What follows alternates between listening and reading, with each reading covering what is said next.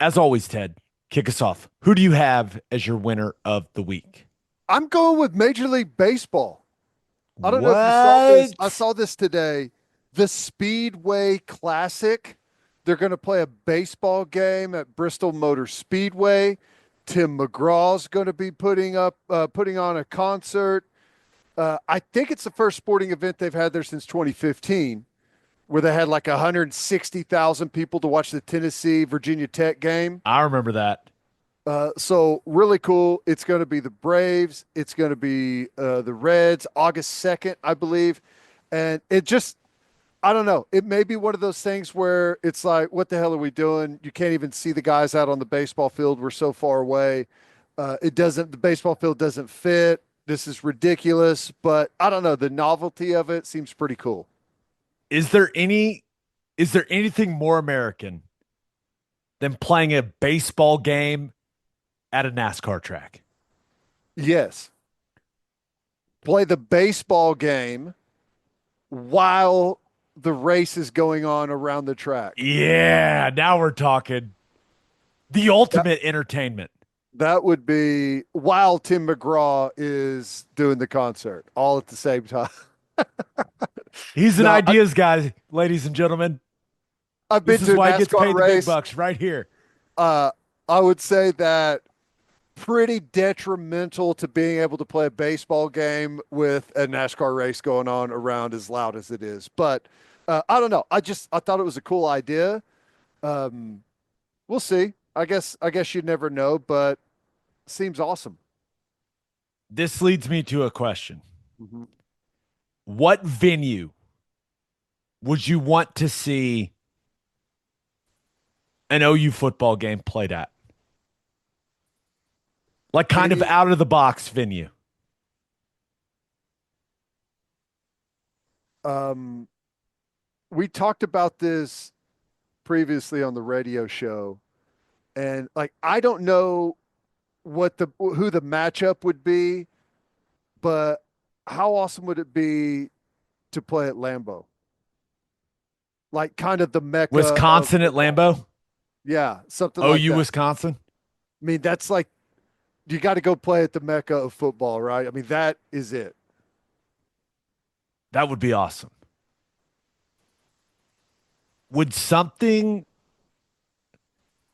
I've always thought it would be awesome if you played. This is going to sound ridiculous, and it would never happen. But could you imagine if like OU played Georgia at Augusta National? Huh. There's Yeah. a lot of grass there, man. Did you see the guy that sorry, unrelated. Someone hit a shot and the divot came over into the crowd and the guy grabbed it, stuffed it into a chip, like a little chip bag, took it home and planted it and he's growing it in his windowsill. Have you seen It's that? awesome. But that would be great. I'm down for that. It would never happen. No. I I would, and I know a lot of OU fans would hate it, as long as it doesn't take away a home game. I would love for OU to play in London or Dublin, one of those games. Like, those week one, like week zero games. Ted, we would have so much fun going and calling those games. Did you see the TCU announcement? Yeah. Yeah. They're like, huge announcement tomorrow morning. Everyone's like, oh my God, who are we getting in the transfer portal? It's like, we're playing in Ireland. Great. A home game that none of us can attend. Amazing. Against North Carolina. That would be Whoa. cool. That would be awesome. Um, have you ever heard Coach Stoops tell the story about playing Nebraska when he was at K State when they played Nebraska in Japan? I've heard him talk about it, and that would be awesome. Sign me up. I've never been to Japan, and I would love to go to watch OU play a football game. That'd be They amazing. the best part of the story is they all rode on the same plane over there together, both teams. Hilarious. That's awesome. I would love that. Like OU football in the Tokyo Dome. Yeah. Sign me up. A bunch of fans sitting there and like very calmly, casually taking the game in without beating each other up in the stands. Be awesome. Be great. Anything else you can think of? I I OU don't. at Texas Motor Speedway would be OU Texas there. It's just so huge that like Bristol works because the track is small. right. I I don't know. I don't know. I think that covers it. Lambeau, I think, for me. Who do you have as your loser of the week? Georgia baseball, because I don't know if you've updated the scores yet, but OU just lost a midweek to Oral Roberts, baby. Here we go. Unleash the hounds in Georgia. It's going to be awesome. Just as you predicted. Just as you predicted against Dallas Baptist. Why? What is going on? And I know they started a guy that hadn't started a game all year long. I get it. But do we really need to drop the midweek games? Yes, we Okay, do. I don't you're know right. why. I can't. There's no reasoning to it. I think Skip's been listening to the podcast and he may be purposely throwing the midweek games because he know like you get the team all upset, then you're about to head out on the road. I don't know. I don't know where the magic is coming from, but this is a huge series against Georgia. We're both kind of tied 10-8 in the SEC standings. They're playing great baseball. If we go down there and get this series win, massive. And That it's basically an automatic at this point. that would I love your confidence. I Hey, love the confidence that them losing to ORU gives you going into the weekend against Georgia. It's it's all unmatched. You're the it's all in the best. data. It's all in the data. I The don't even think Tetalytics. the job's already done for me. All I've got to do is look at the midweek score. I mean, it's done. We'll see. We'll talk about it on Sunday. Can't wait. All right, let's get to my winner and loser.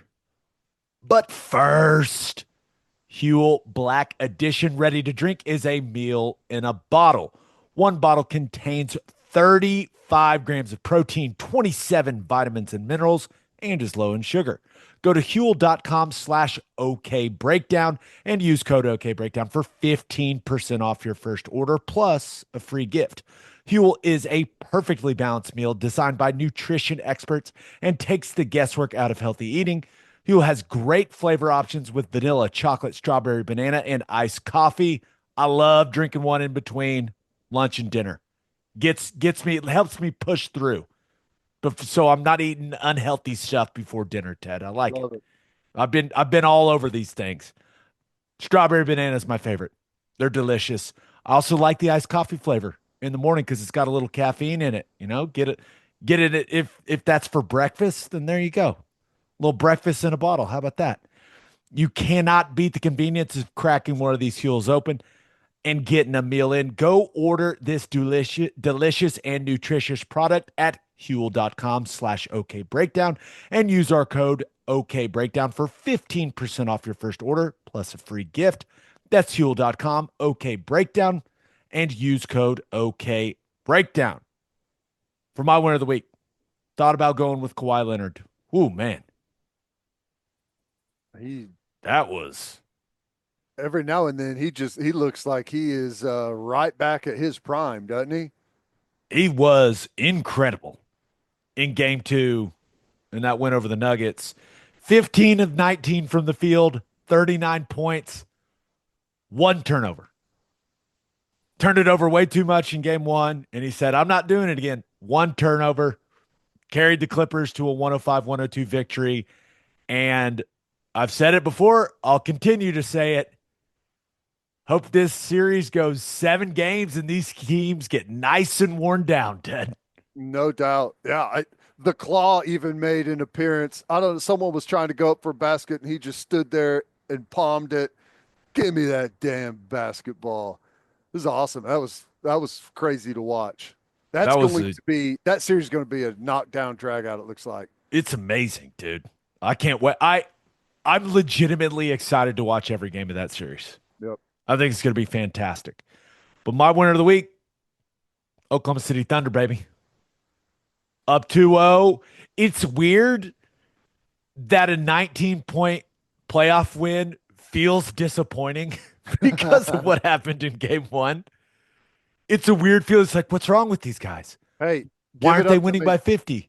I called it when I said that game two was going to be more competitive. You nailed it. So 118-99. Definitely more competitive than the 51-point game one. Shea is struggling, man. yeah, what's going on? I don't know what to say other than he's missing all the shots he normally makes. The mid-range, like it was legitimately shocking watching him miss as many mid-range shots as he did. He was 10 of 29 from the field. Now he had 27 points, but normally Shea, the thing about Shea that makes him so great is his efficiency. He's one of the most efficient players in basketball. 27 points on 29 shots is not efficient. And I hate to say it, man, but he's got to switch the shoes back. It's a shoe issue. He is worn. He's got his own shoe now, Ted. And the last two games, he has worn the new gray version of the shoe. Now, the shoe is named after his son.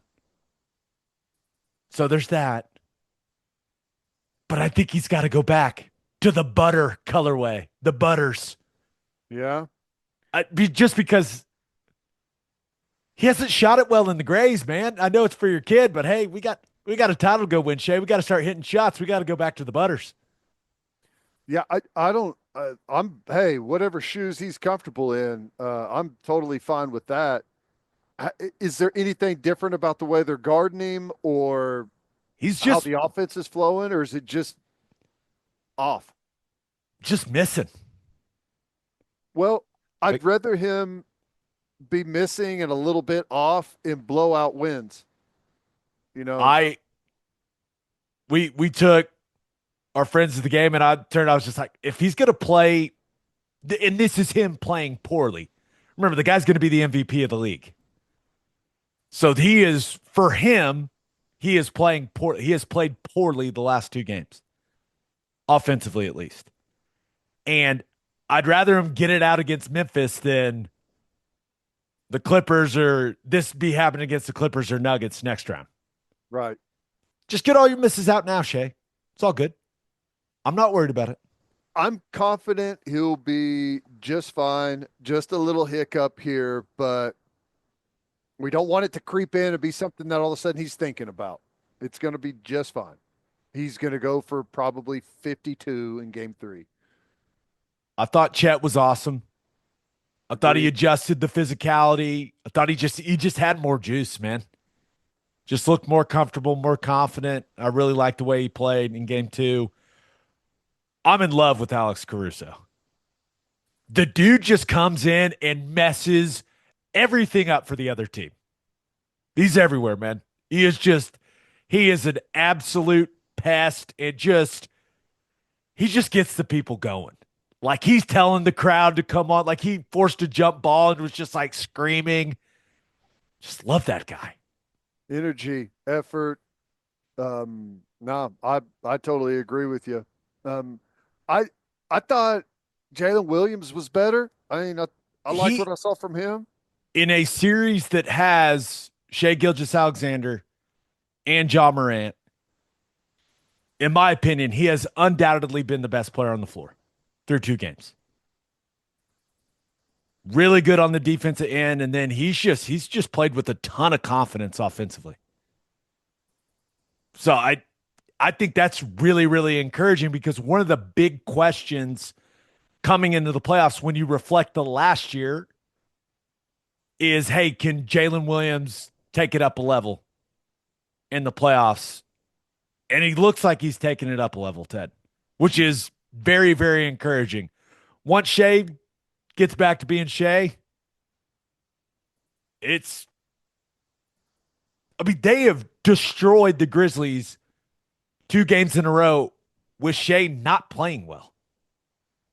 Yeah, I mean, it goes back to the defense you've been talking. I mean, they've made life very difficult for Morant. Yeah.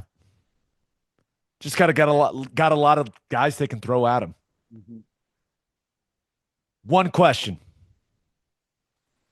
Do we want this to be a sweep? Because Clippers Nuggets is probably going to go at the very least 6, right? Probably going 7.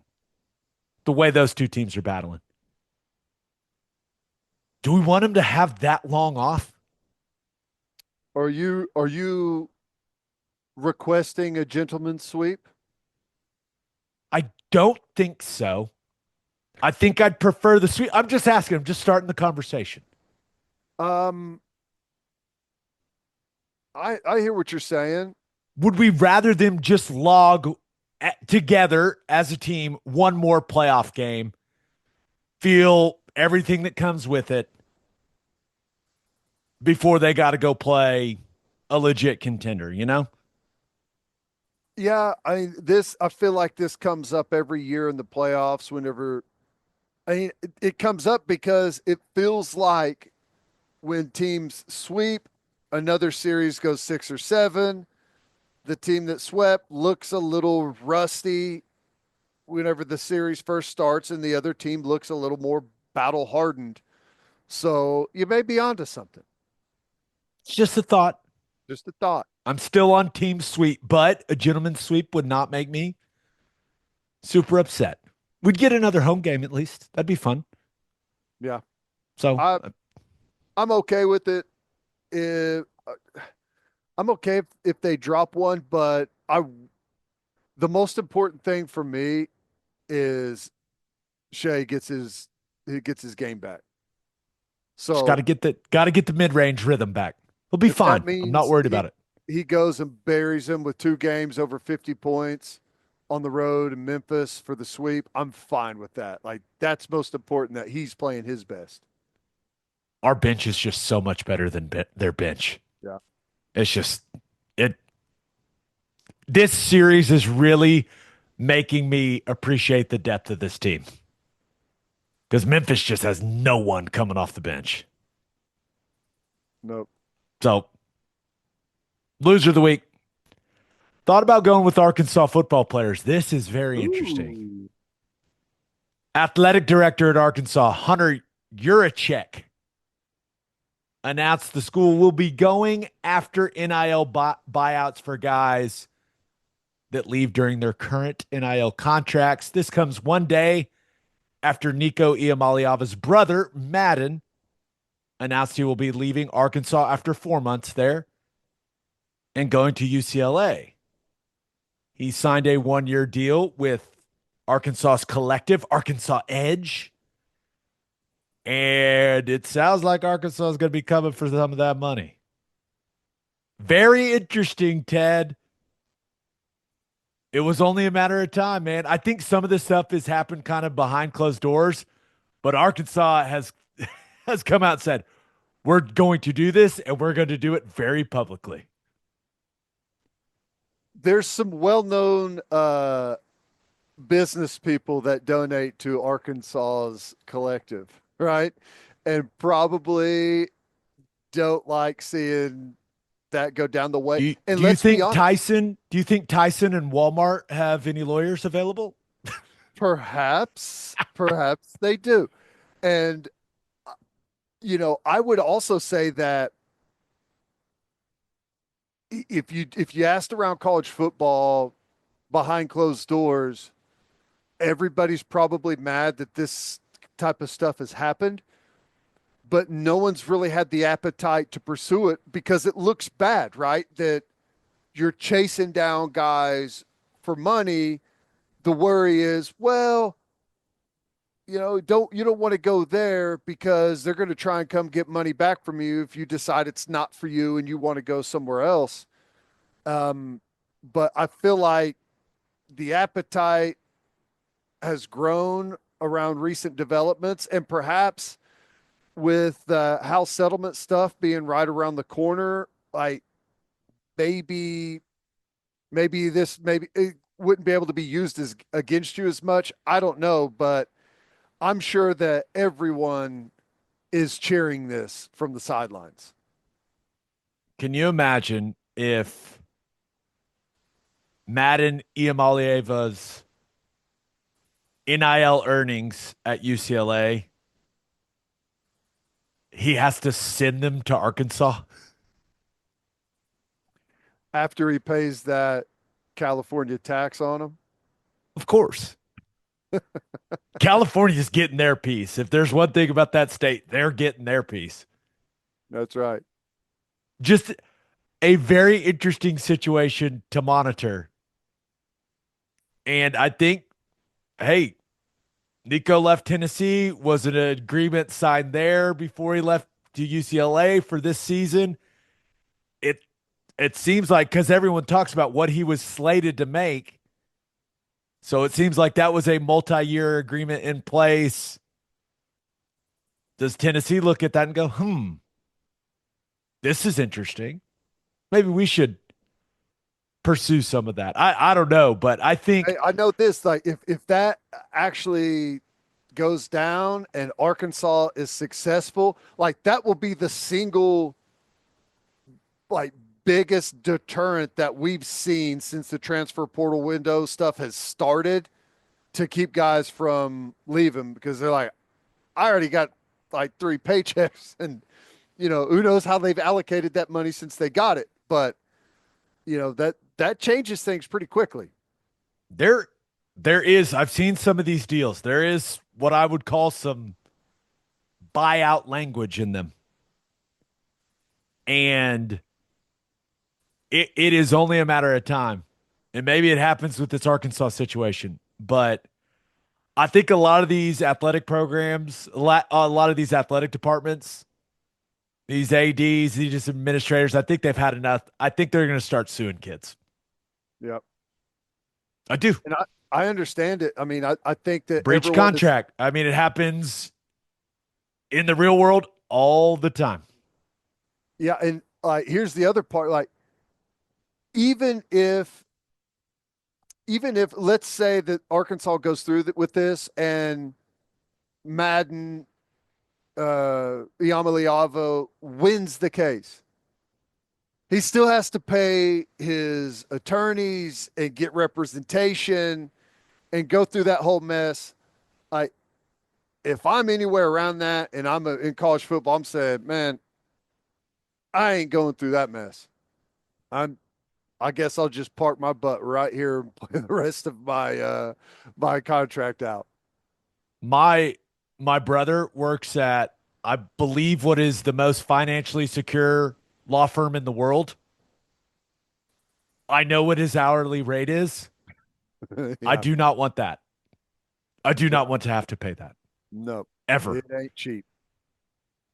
So good luck to those Arkansas players. We'll see how it goes for them.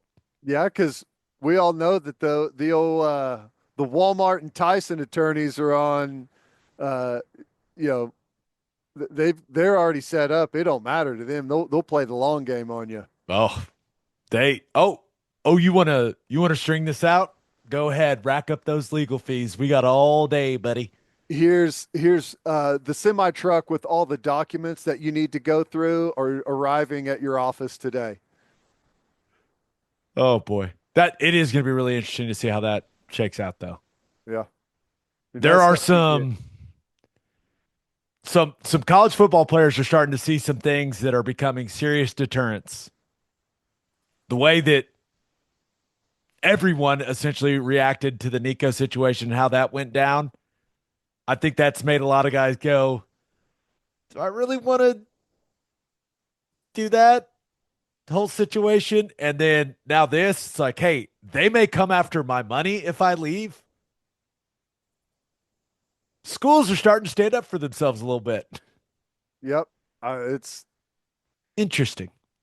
wild, and again, I think that as soon as something like this happens and kind of sets the precedent for everyone else, I mean, the it's taken a while, but it appears that finally the real world is finally arriving. for this whole Wild West situation that we've been watching. Turns out you can't just do whatever you want. No. How about that? My loser of the week, though, the New York Knicks.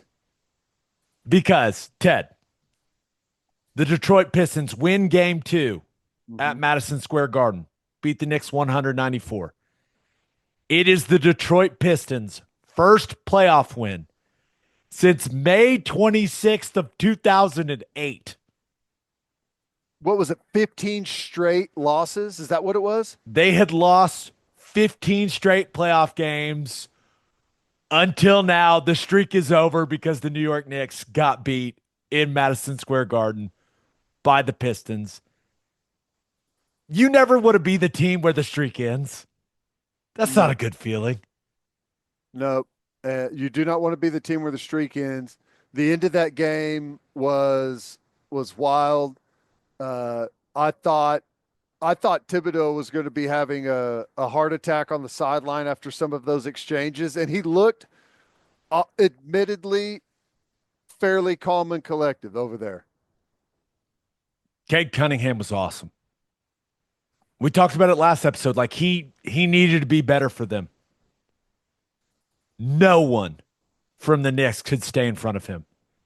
He blew by Nick after Nick after Nick. No one could stay in front of him.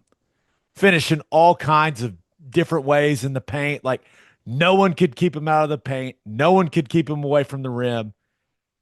Dude, it was really, really fun to watch.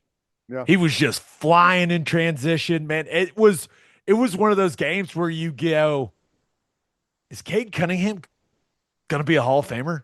Like that was my And I kind of he had play to real bad, and he didn't play well in game one, right? no, he did not. Right. But he's been very good for him this season.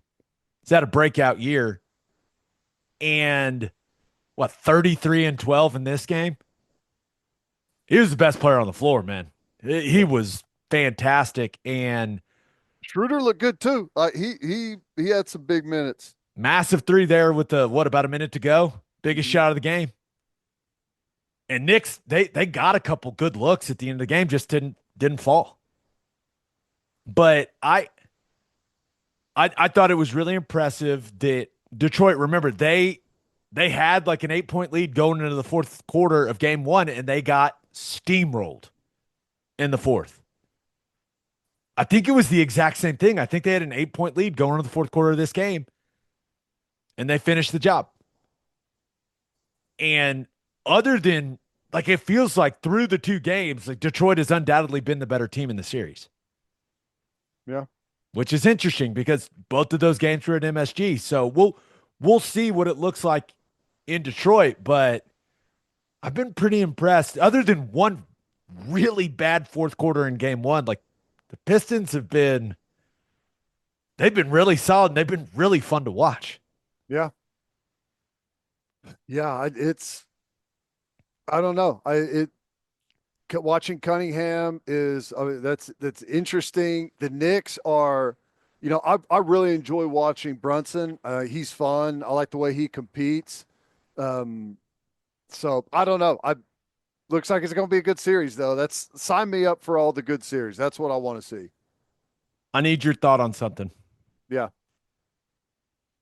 What if you're the Knicks, you're playing at Madison Square Garden, Yes. it's the playoffs. Why are you wearing those like navy jerseys? I don't know. They You know don't even how I match feel. the court. You know how I feel whenever you have an iconic uniform and you're playing in a big game, you wear the iconic uniform. Always. If you want to wear blue at home, wear your awesome classic road blues. Don't overthink it. They're amazing. My suggestion, you're at home, wear your iconic white uniform that everyone knows and everyone loves. Yeah, whenever you tune in to watch the game and oh, this one's in New York. You see the logo, you see the court. It's like, well, hang on. Why is Detroit in the white? Like it throws you off because their white is, I mean, I'm looking at the highlights as they play right now. It was fairly similar to what the Knicks wear. I mean, it's confusing. You don't want to confuse people. Just you have an iconic jersey. Just That's it. wear it. That's it. What are we doing? Also, Carl Anthony Towns, you can't score 10 points, buddy. Getting paid too much money for that. Come on. What are we doing? Yes, I Also, agree. campaign was really good for the Knicks in game one, and he played like 4 minutes in game two. I don't know what happened there. Very Tom Thibodeau on that one. Who knows? Game three, Thursday night. Should be fun. Sign me up. I want to watch more Cade Cunningham after that, man. That was fun.